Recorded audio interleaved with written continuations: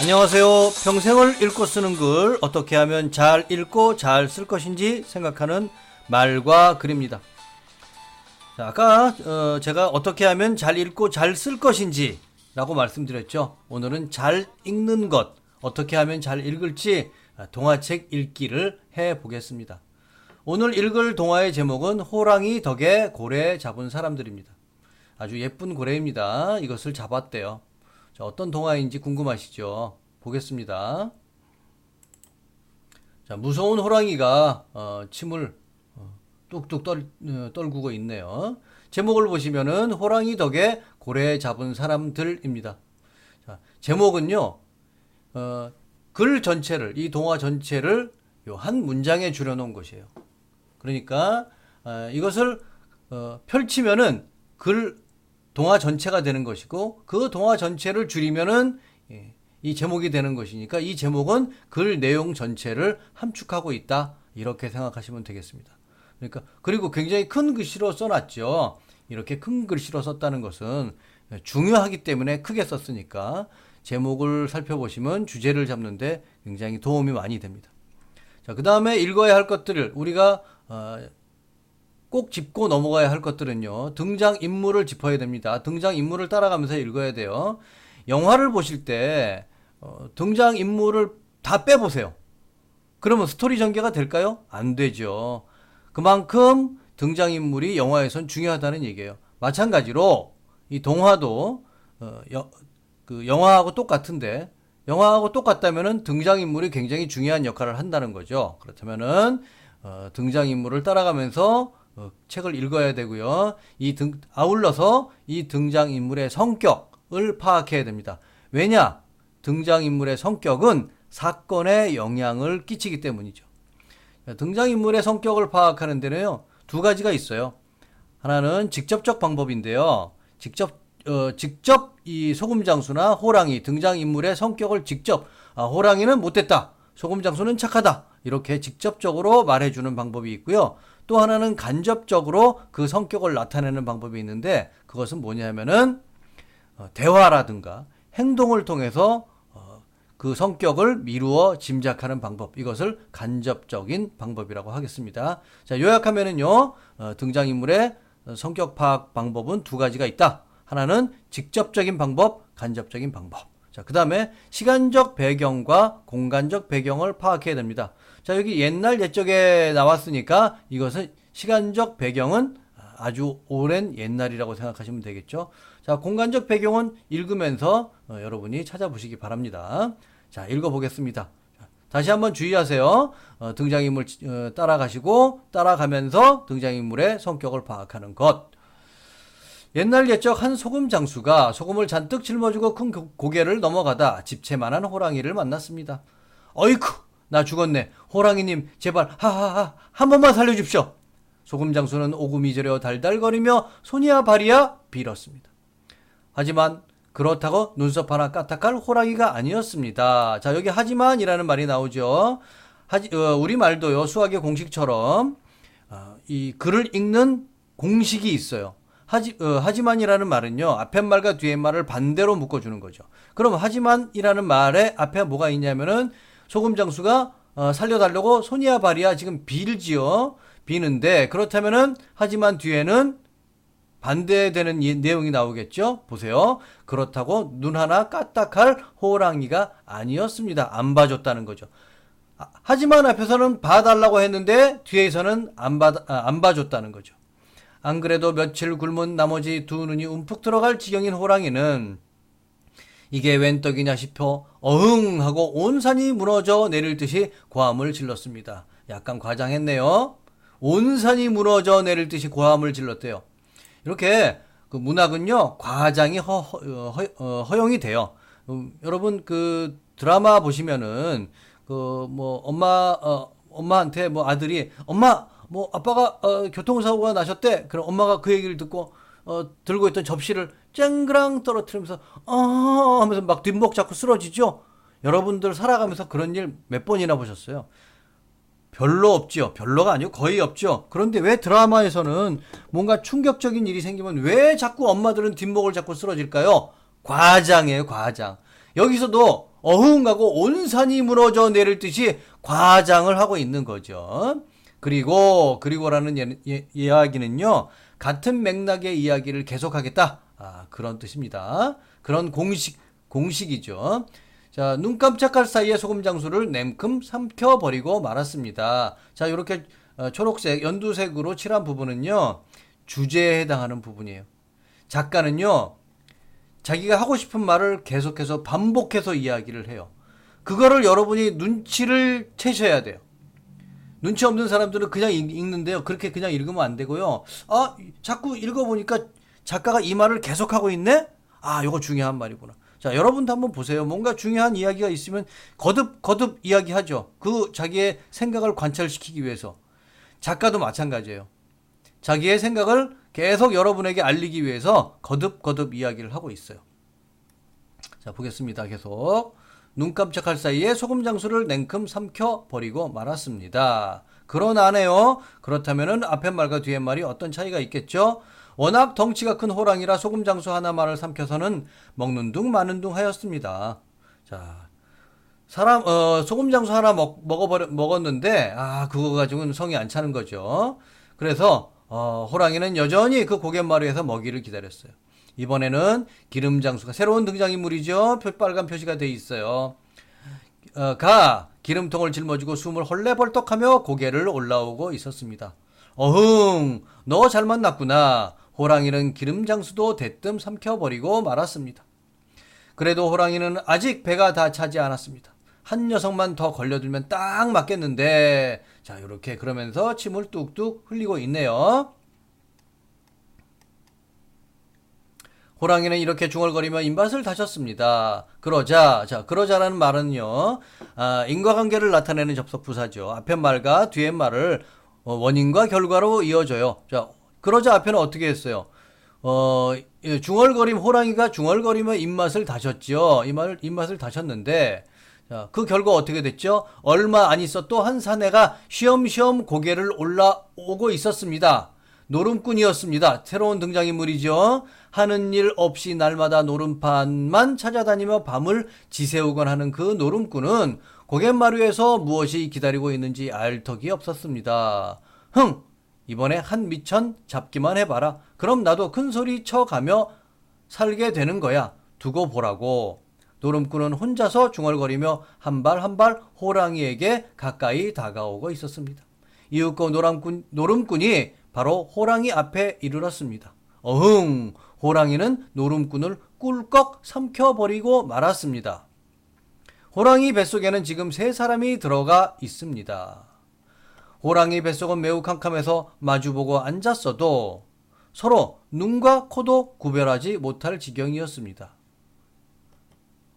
자, 그런데 여러분 이상한 거 발견하지 못하셨어요? 호랑이가 사람을 3이나 먹었는데, 그러면 이 3사람은 죽어야 되는데 호랑이 뱃속에서 살고 있네요. 이거는 일어날 수 없는 일이잖아요. 호랑이가 꿀꺽 삼켰다고 쳐도 3사람을 먹을 수도 없겠거니와 먹었다고 쳐도 살아있을 수도 없죠. 이거를 아이들에게 읽어보라고 하면은 이거를 너무나 당연하게 받아들여요. 이거 거짓말이잖아요. 거짓말인데 이걸 거짓말이 아니라고 생각해요. 동화책을. 아이들은요, 책을 그냥 다 믿어버리는 경향이 있어요. 의심을 해야죠. 의심을. 아니, 먹었는데 왜 사람이 안 죽었어요? 이렇게 이야기를 해야죠. 근데 애들은 왜 그걸 의심을 안 할까요? 이건 문제입니다. 의심하면서 책을 읽어야 돼요. 자, 어쨌든 그래서 이 3사람은 죽질 않아가지고 우리 서로 인사나 나눕시다. 이렇게 만난 것도 인연인데 난 소금장수요. 소금장수가 먼저 말을 꺼냈습니다. 안 죽었어요.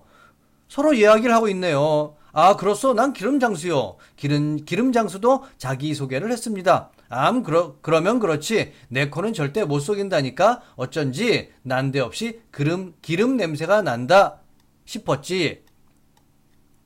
난 노름꾼이요. 마침 잘 됐어. 우리 기름으로 불을 밝혀놓고 여기서 아예 한판 벌입시다. 이 속에서는 소금도 못 팔고 기름도 팔 데가 없으니 노름이나 할 수밖에 더 있어? 그래야 덜 심심하지. 노름꾼이 꼬드겼습니다. 좋소. 한판 벌입시다. 소금장수가 맞장구를 치자. 아따 그럽시다 그려. 불은 내가 켤 테니까 기름장수도 덩달아서 신바람을 냈습니다. 그렇게 해서 호랑이 뱃속에 들어간 세 사람은 그 속에서 기름으로 등잔을 켜놓고 노름판을 벌렸습니다. 처음에는 심심풀이 삼아 서로 사이가 좋았으나 차츰 잃고 따기를 되풀이하자 그만 부쩍 애가 달았습니다. 물론 딸 때는 기분이 좋아. 자, 신바람, 기분 좋아. 요거는 긍정적인 거죠. 히히덕거리다가도 금방 화가 나서 불그락 푸르락 해지는 것이었습니다. 요건 기분이 나쁜 거죠. 또 볼까요? 아까 제가 좀 전에 말씀드렸듯이 이것을 의심해 가면서 읽어야 된다고 했어요. 그럼, 이 위에서, 호랑이가, 소금장수가 호랑이를 잡아먹을 때, 뭐라고 얘기했냐면 소금장수가 아이쿠 나 죽었네 호랑이님 제발 한 번만 살려줍쇼. 호랑이한테 말을 하네요. 호랑이가 말을 알아듣는다는 이야기죠. 그런데 호랑이는 그냥 잡아먹었어요. 호랑이하고 사람하고 말이 통하지요. 어떻게 말이 통할 수 있으며 이렇게 사람을 먹었는데도 세 사람은 살 수 있을까? 자, 이것은 비현실적이죠. 비현실적인 것을 현실적으로 해석을 하려고 그러면 해석이 안 되죠. 그러면 어떻게 해석해야 되느냐? 자, 여기서 호랑이는요, 사람을 잡아먹는 지배자이죠. 권력자이죠. 소금장수는 뭐예요? 이 지배자에게 잡아먹히는 가엾은 무고한 백성입니다. 그럼 소금장수만 무고한 백성이 아니고 기름장수, 노름꾼 이런 사람들은 자 우리 그 서민들이죠. 일반 백성들이죠. 이 백성들을 권력자인 호랑이가 잡아먹는다, 괴롭힌다는 거죠. 그렇게 해석하면은 말이 되겠죠. 자, 그럼 이렇게 생각하시면서 계속 읽어보겠습니다. 한참 그렇게 실랑이를 하며 노름을 하다 말고 갑자기 싸움이 벌어지고 말았습니다. 노름꾼이 소금술을 쓰다 들키고 만 것입니다. 셋은 한 덩어리가 되어 치고받고 싸우다 그만 기름통을 발로 차 쏟아버리고 말았습니다. 그 바람에 불길이 확 일었습니다. 여기서 이 세 사람이 노름을 하는 거는요, 힘겹게 백성들이 살아가는 모습이에요. 그 백성들이 어떤 때는 신바람이 나고 기분이 좋을 때도 있지만은, 어려울 때도 있죠. 화가 나고, 불그락 푸르락 해질 때도 있죠. 이렇게 여기서 호랑이 뱃속에서 노름하는 모습은 백성들의 살아가는 모습이라고 할 수 있겠습니다. 자, 그러자 배불뚝이가 되어 비스듬히 드러누워있던 호랑이가 화다닥 일어났습니다. 아이고 뜨거워라. 이게 웬 불덩어리야. 뜨거워서 못 살겠네. 어흥. 호랑이가 한국말을 하고 있어요. 자, 이거는 권력자들이니까 호랑이라고 해석하시면 안 되고 지배자인 사람, 지배자인 호랑이같이 무서운 사람 이렇게 해석을 해야 이것이 합당하게 해석이 되는 거죠. 호랑이는 울부짖으며 갈팡질팡 어쩔 줄 몰라 했습니다. 자, 그러면 이건 뭘까요? 호랑이가 울부짖으며 갈팡질팡했다? 이거는 아마도 뭐 사람들을 괴롭히다가 글쎄요, 높은 권력자에게 또 걸려서 뭐 자기가 감옥이 갈 처지에 몰렸을까요? 뭐 그렇게 해석하면 좋겠습니다. 뱃속에 불이 붙은 터라, 진짜로 뱃속에 불이 붙은 것이 아니라 이제 큰 탈이 난 거예요. 뭔가 뇌물을 먹었다든지 백성들을 괴롭혀서 이 장면을 생각하시면 좋겠네요. 변사또가 이몽룡에게 걸렸다. 이몽룡도 지배자죠. 변사또도 지배자죠. 근데 이제 이몽룡은 좀 더 큰 지배자고, 변사또는 좀 작은 지배자. 그러니까 큰 지배자에게 큰일 났다. 이것을 뱃속에 불이 붙은 터라. 이렇게 생각하시면 좋겠습니다. 도무지 뜨거워 참을 수가 없었습니다. 호랑이가 번개같이 달려간 곳은 바다였습니다. 호랑이는 속이 타서 풍덩 그대로 바닷물 속으로 뛰어 들어갔습니다. 그때, 자, 요것은 이제, 백성들이 저항을 했다? 뭐, 이렇게 해석을 해도 좋겠습니다. 그때, 바닷속에서 산만한 큰 고래, 자, 더 큰 권력을 지닌 지배자라고 했죠? 그러면 여기서는 아까 말씀드린 이몽룡, 그러면 호랑이는 변사또, 이렇게 생각하시면 좋겠어요. 낮잠을 자고 있었습니다. 그런데 난데없이, 자, 그런데라는 말은요, 이야기가 앞으로 쭉 가다가 살짝 각도를 바꿔서 틀어서 다른 이야기가 전개된다는 이야기죠. 난데없이 호랑이가 바닷속으로 뛰어들어오자 고래는 부시시 잠이 깼습니다. 고래도 말을 하네요. 이건 또 뭐야? 마침 배가 출출한 판인데 그거 안성맞춤이군. 고래는 그 커다란 입으로 바닷물을 후루룩 들이마셨습니다. 그러자 인과관계를 나타내는 접속부사라고 했어요. 그 결과 어떻게 됐죠? 호랑이도 꼼짝없이 바닷물에 휩쓸려 고스란히 고래의 뱃속으로 들어가 버리고 말았습니다. 호랑이 뱃속의 세 사람은 그 속에서 다시 고래 뱃속으로 들어가게 된 것입니다. 호랑이가 바닷물로 뛰어드는 바람에 불은 이미 꺼졌으나 세 사람은 몹시 배가 고팠습니다. 호랑이가 갑자기 한바탕 뜀박질을 하는가 싶더니 어디로 들어간 것일까? 소금 장수가 궁금한 듯 물었습니다. 글쎄, 내 생각, 여기 이게 따옴표가 없네요. 내 생각 같아서는 깊은 굴속으로 들어간 것이 아닐까 싶소. 호랑이는 배가 잔뜩 부르면 제 굴속으로 들어가기 마련이니까요. 기름 장수가 제법 아는 척을 했습니다. 과연 그럴까요? 들어가긴 들어가도 굴속은 아닌 것 같소. 살아서 움직이는 굴이 있다면 몰라도 말이요. 그건 그렇고 이거 배가 고파서 견딜 수가 있나? 아이고 배고파라. 어쩌냐게도 노름판에 끼어 굶고 말았는데 무슨 좋은 수가 없겠어? 자, 요거는 배가 고프다? 굶주리는 백성들 이렇게 생각하면 좋겠습니다. 먹는 문제는 굉장히 중요하죠. 노름꾼이 말했습니다. 호랑이 살코기라도 좀 배워 먹읍시다. 그래요. 배가 고픈데 할 수 있어? 마침 여기에 소금도 많이 있으니까 소금에 찍어 먹으면 먹을만할 것이요. 소금 장수가 말하자 나머지 두 사람도 기가 번쩍 뜨이었습니다. 그거 좋군. 왜 진작 말하지 않았어? 호랑이가 우리를 집어삼키는데 우리라고 해서 그놈의 살코기 좀 못 베어 먹을 거야 없지 않소? 이건 백성들이 저항하는 거죠. 그야 그렇고 말고요. 지까진 녀석이나 우리나 피장파장 아니겠소? 칼은 내게 있으니 염려 말고 소금이나 내놓으시오. 노름꾼은 어디에 감춰둔 것인지 조그만 칼을 꺼내어 호랑이의 뱃속 살점을 도려내기 시작했습니다. 날벼락을 맞은 건 호랑이였습니다. 아까는 뱃속에 불이 붙어 뜨거워 견딜 수가 없었는데 이제 또 살점이 떨어져 나가는 판이니 쓰리고 아려서 참을 수가 없었습니다. 어흥 어흥 호랑이는 마구 비명을 지르며 고래 뱃속에서 길길이 날뛰었습니다. 그 날카로운 어금니와 발톱으로 닥치는 대로 물어뜯고 핥히고 몸부림을 치자 이번에는 고래가 또 갑자기 와당탕 퉁탕 몸부림을 쳤습니다. 호랑이가 닥치는 대로 물고 핥힐 때마다 고래는 속이 아프고 따가워 요동치기에 바빴습니다. 자, 이거는 지배자에게 대한 그 백성들의 저항을 말하고 있죠. 그러다 고래는 끝내 모래밭 위로 펄쩍 뛰어올라 축 늘어지고 말았습니다. 물론 호랑이는 고래 뱃속에서 쓰러지고 말았습니다. 소금 장수와 기름 장수와 노름꾼은 그제야 비로소 호랑이 뱃속에서 기어나와 또 고래 뱃속을 걸어 나와 바깥으로 나왔습니다. 한꺼번에 산만한 고래와 집채만한 큰 호랑이를 잡게 된 세 사람은 그것을 팔아 부자가 되어 잘 살았다고 합니다. 자, 이 이야기는 뭐냐 하면은요. 고래와 호랑이를 잡았죠.